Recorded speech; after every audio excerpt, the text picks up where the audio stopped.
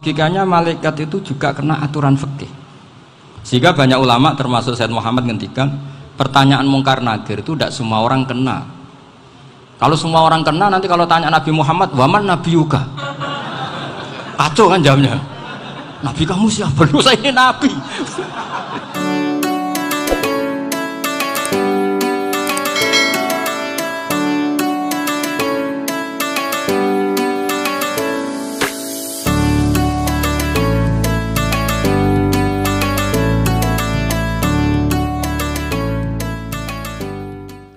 Jadi di antara syafaatnya Quran itu orang nggak jadi masuk neraka. Jadi syafaat itu ada dua, dari neraka diangkat ke surga, dan itu bisa lama itu.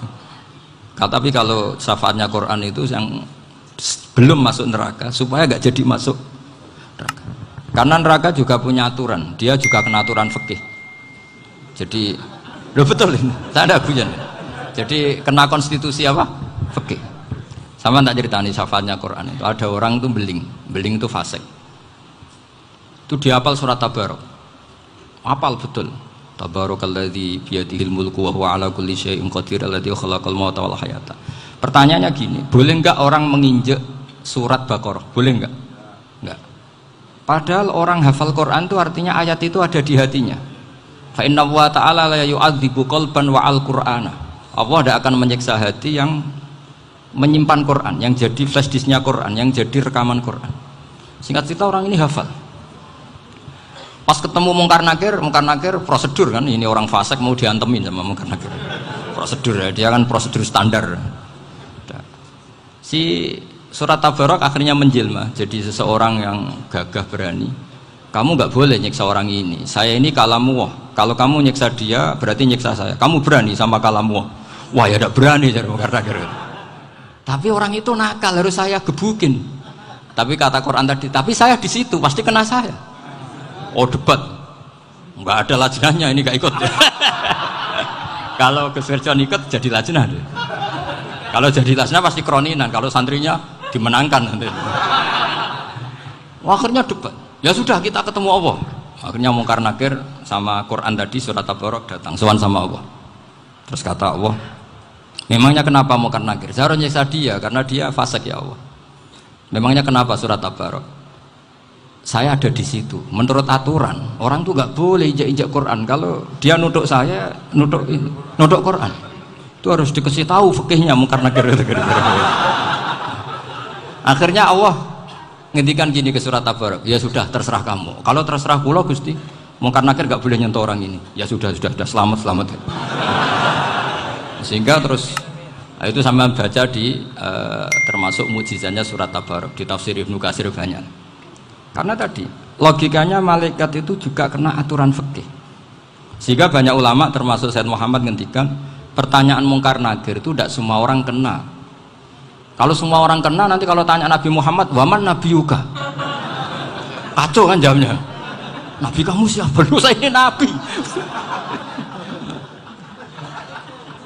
Ya kan? Lah nanti kalau pas ketemu Nabi Ibrahim, waman abuka?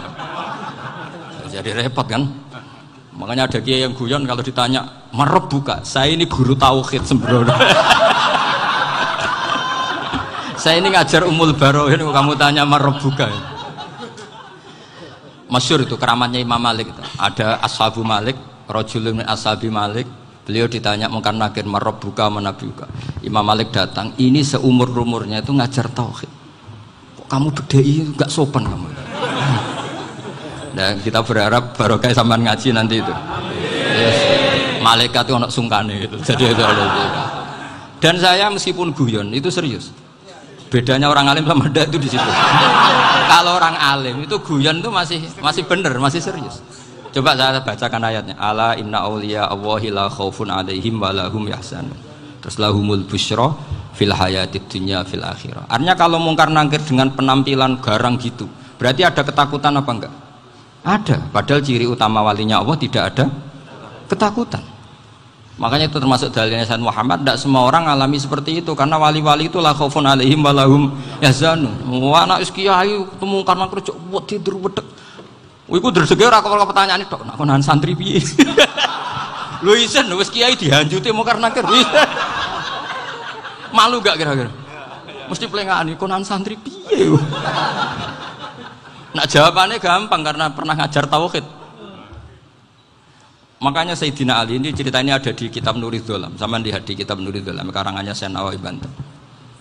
Itu Sayyidina Ali itu ya, andekan orang biasa mungkin ya agak-agak hasut, tapi ini wali gak boleh kamu katakan hasut. Dia itu mangkal sama Umar. Orang kok setiap orang pernah dibentak. Apa dia berani bentakmu karena nakir? Penasaran dia.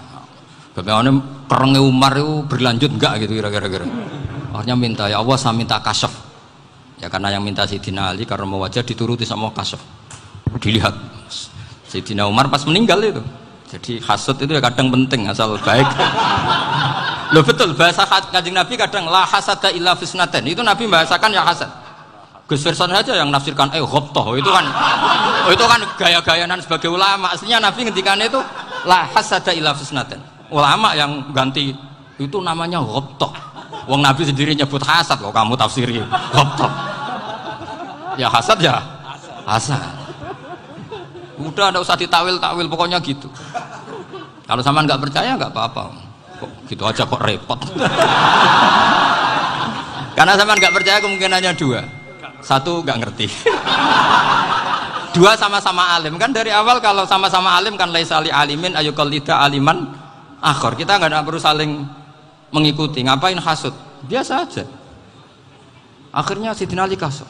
Pas Umar bangun, setelah mati kan bangun, setelah meninggal bangun. Munkar Nakir datang dengan perang yang sangat garang. Itu digambarkan Sayyidina Ali matanya itu kalkidril ghali. Kayak apa? Kendil yang apa? Menganga. Wah, seru. Sayyidina Ali senang, paling takut ini Umar. Senangnya bukan main. Wah, ini mesti takut Umar. Biasa. Ternyata enggak, Umar malah bangkit. Woi, Munkar Nakir. Kamu tahu menghadapi siapa? Itu betul. Kamu itu menghadapi temannya ahabbal khalqi ilallah. Yang diandalkan temannya bukan dia. Kamu tahu yang kamu hadapi, saya ini teman kekasihnya Allah. Jadi boleh kamu mengandalkan Mbak Virjon. Tapi nanti resikonya Munkar Nakir tanya, itu Virjon siapa? Wah itu masalah itu kan.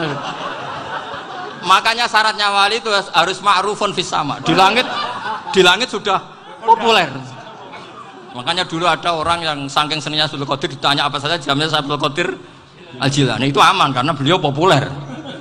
Makanya program kita harus populer dulu di langit. Nah, itu nanti kalau dicatut oleh santri-santri nggak apa-apa. Kalau nggak populer nanti dicatat, itu siapa? Masalah ini. Umar itu yang dibanggakan itu, kamu tahu saya siapa? Ya enggak tahu. Saya ini temannya kekasihnya Allah. Temannya Muhammad. Iya Muhammad Rasul. Wah mikir, waduh, repot. Loh di dunia aja gitu kan, temannya presiden, temannya panglima, apalagi ini temannya Sayyidul Awalin wal Akhirin. Di dunia aja bilang temannya presiden, menteri, orang sudah takut, apalagi ini temannya Sayyidul Awalin. Yang Munkar Nakir terus konfirmasi sama Allah, gimana ya Allah ini ngadepi. Sebetulnya yang diandalkan itu temannya, bukan dia. Wah, akhirnya sama Allah dibilang, ya Bu, ya sama seorang seperti itu Bu yang sopan. Terus semenjak itu Munkar Nakir itu nggak selalu berpenampilan seperti itu, sangat. Jadi semoga itu konsisten sampai nanti. Jadi kamu kalau ingin nggak takut Munkar Nakir, jadi wali dulu. Karena syaratnya tadi hanya wali sing la khaufun alaihim wa lahum yahzanun lahumul busyra fil hayatid dunya fil akhir. Jadi orang itu kalau ngaji itu harus khatam. Jangan semuanya kena pertanyaan. Dan kalau semuanya kena pertanyaan nanti repot. Kalau Nabi Muhammad ditanya waman Nabi Huga, Nabimu siapa? Lu kan terus jadi aneh. Jadi makanya ketika Sayyid Muhammad semua ulama lah, nggak ada am kecuali ditaksis, kecuali sifatnya Allah. Misalnya bikulli syai'in alim ya benar-benar bikulli syai'in. Tapi kalau am semuanya pasti ada taksis, meskipun dalam muhawarah muhadasah biasa. Misalnya contoh gampang, istri kamu baru seneng kamu, Mas nak pengen apa-apa itu lapor aku, gak apa-apa Mas, mesti aku seneng sama lapor. Iku dia pengen wayo. Wah langsung jadi apa wae. Mesti apa wae maksudnya kecuali itu gitu. Padahal kalau ngomong ya Mas, sampean ingin apa saja tak dukung. Terus sampean bilang, pengen iku wayo. Kira-kira disetujui apa enggak? Sama seperti kita kalau punya teman akrab, wes nang omahku gak apa-apa, anggap ya omahmu dewe. Terus mlebu-mlebu kamar. Jadi tidak ada am kecuali di taksis. Artinya kalau ada cerita bahwa orang mati pasti ngalami ditanya mungkar nangkir, itu pasti ada am yang di taksis. Itu pasti juga dialami para anbiya, para auliya. Karena ciri utama wali itu la khaufun alaihim walahum